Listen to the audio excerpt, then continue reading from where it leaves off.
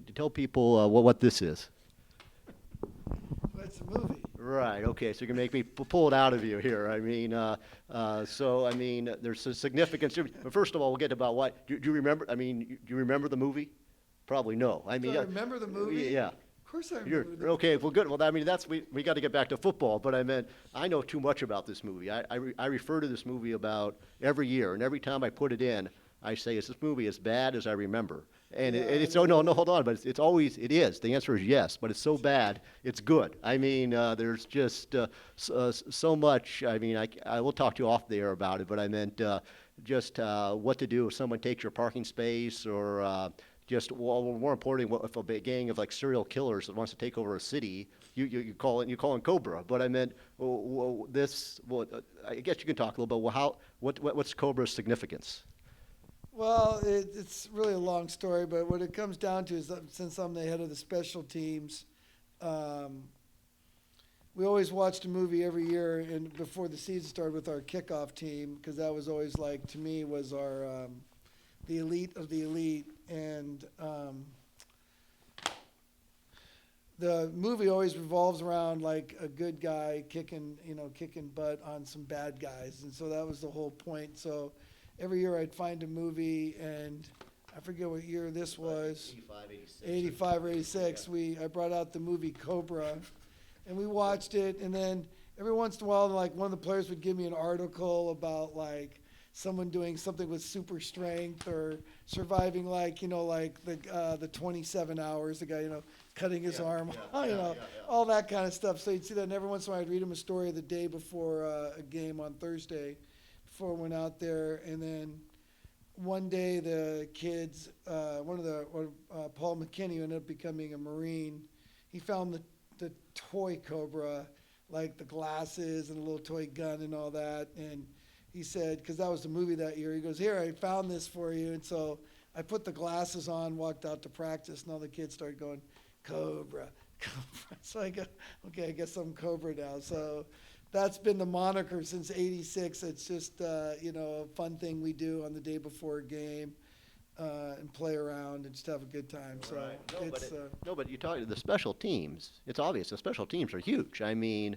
talk about that. I mean, punts, kickoffs. I mean, games can be won or lost right there. well, that's to me is a special thing of our program. Over the years, I think it's been one of our strengths is the great special teams play, and I take a lot of pride in that, and that's something that's real important. That was like my first baby when I first came on the varsity for Bob in 1984. I was going to help coach DBs and coach wide receivers, but I said I really want to do is coach special teams, and he was like, be my guest, because back then he was doing everything, and the last thing was special teams. They were just playing it really safe, and so I wanted to bring a new sense of purpose to our special teams and really make a difference with them. And I think over the years that's been a big part of our program. Absolutely. And I'm trying to think. It's difficult to segue away from Cobra, but we have to. I mean, yeah, I've been waiting 20 or 30 years to talk to you about Cobra. I mean, I might be the only one, but no, it's. If people at home, there's like on Netflix, if people start renting Cobra, we'll know why. I mean, it'll be our fault. Or you can read about it in the book that Neil Hayes wrote too. Oh, He dedicated a few pages to it. Yeah, yeah, no, that's maybe you talk about. Yeah, I mean, you came here, whatever, 1982. I mean, we'll get back on track, but a movie. I mean, it's one thing to be talking to me. I'm small time, but to have a movie. I mean, what's that like? I mean, that's got to be strange, or I don't know. Is it good or? Yeah, it's pretty surreal, to see that. There are a lot of coaches across this country that battle and try to do things right, and I think I would like to see the movie is just a symbol for those guys that they we I think Bob and I came into a really pretty good situation here, and it's really supportive.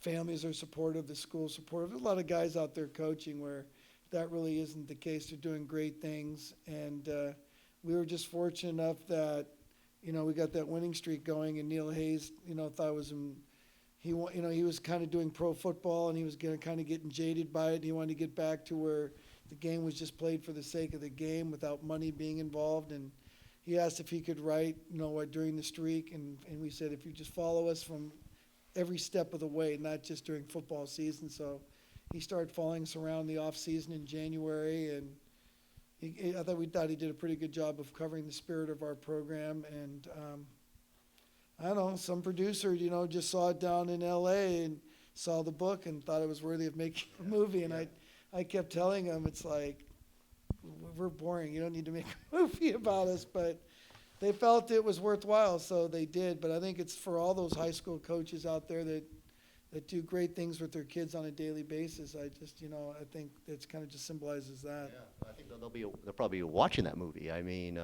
that's the thing. I mean, you guys, I think, have an open door here. I remember this was like about 1998. It was like well, actually, we got to talk about that first Mater Dei game. Then I'll get back on track. And I remember going down and taping that game, and that was a big deal to walk in, because like when we played at the Oakland Coliseum, there'd be people there, but not like in Southern California. No, it was like 23,000 yeah, people. no, and they dressed like 110 guys. I'm not sure why. I mean, maybe it was a street fight. That's what they had on their program. Yeah, okay. They'd have that many kids. Actually, Bruce has cut back. Bruce Walton is another guy we really respect and admire. He kind of saw us and our numbers and felt that he had too many, so he actually started cutting back. And, those are all great memories. That was the first real big north-south game that was played, and the streak had a lot to do with that. We got a lot of mileage out of the streak with some games, and then the Long Beach Poly. And one thing I take pride in, because I was the athletic director, and I went out and sought those games because everyone always kept saying we never played anybody. So I wanted, it was exciting for me to play those games. It was exciting to coach in them. It was exciting memories for our kids, and it kind of justified the work our kids had put in, that, they weren't just some little small podunk Northern California team, that they could play football. And I wanted to represent all of Northern California football when we played those games. And I take pride that, we didn't back down, and we took on those games. And I think some of those big games are kind of an impetus to what the California State Championships are doing today. So I think I felt that as an athletic director putting those games out, I had a small part in what's going on today. Let's actually take a quick break here.